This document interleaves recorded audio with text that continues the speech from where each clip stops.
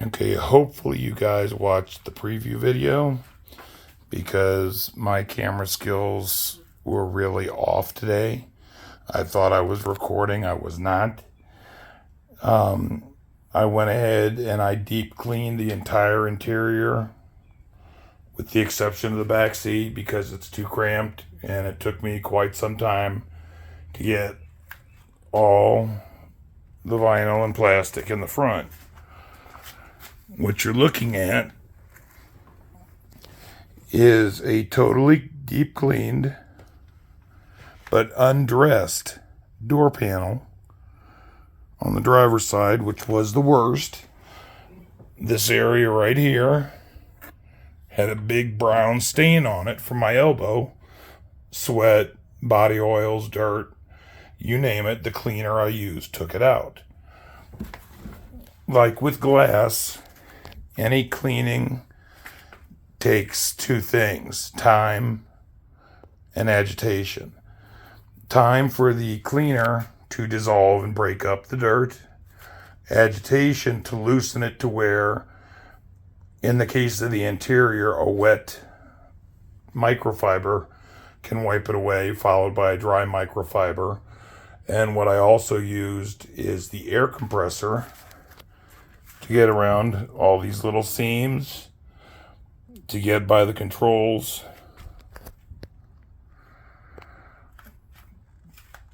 I have not done a shampooing of the front seats, which I will do.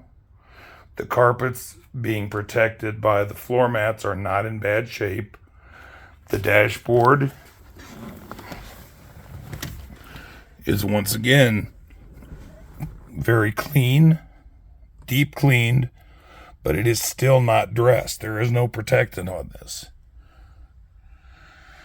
If you watched the preview video, you saw exactly how dirty this was in here. The floor over there, that door panel, the rocker trim, and everything else. I do not do headliners because the headliners are fragile, and too often when you clean them, you inadvertently get them too wet and they fall. I've done two cars, the headliners, a 1996 Jeep Cherokee and a 2003 Ford Explorer. I did them as gently as I could with the least aggressive cleaner that I could. They both still fell. So at the most, I will take a very lightly damp microfiber and just kind of dab over an area to get as much off as possible. Now, the rocker panels themselves, I'm not worried about. That is part of the exterior. And I'm also going to be hitting those with the buffer to see how many of the swirls and scratches I can get out of it. Now, once this interior is done, which will be tomorrow, I'll start in the back. And I'll show you the back, but it, being a Camaro, is extremely cramped, so no one sits back there. I've got to do all the plastic trim. And since I did get in and out of the car after the deep clean vacuum, I will have to go over it lightly again. What I did was I vacuumed using my shop vac. I took my air compressor and went over the entire carpet to blow any embedded dirt out, then re-vacuumed it. That seemed to take care of the carpeting. Like I said, the floor mats themselves protected that from staining and really getting some really embedded dirt in it. The floor mats themselves, as you can see, the driver's side, time has taken its toll. 166,000 miles of using the clutch has worn a hole in it, and it's no longer fit for service.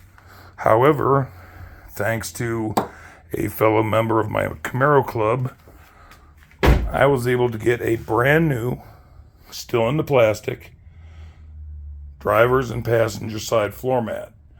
Once the seats have been scrubbed and have been dried, the final vacuum done, those will be installed.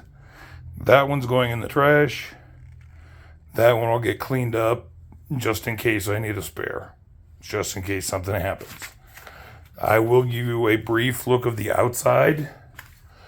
This is what happens when it sits at the shop for a month outside in the rain, letting the rain bake in.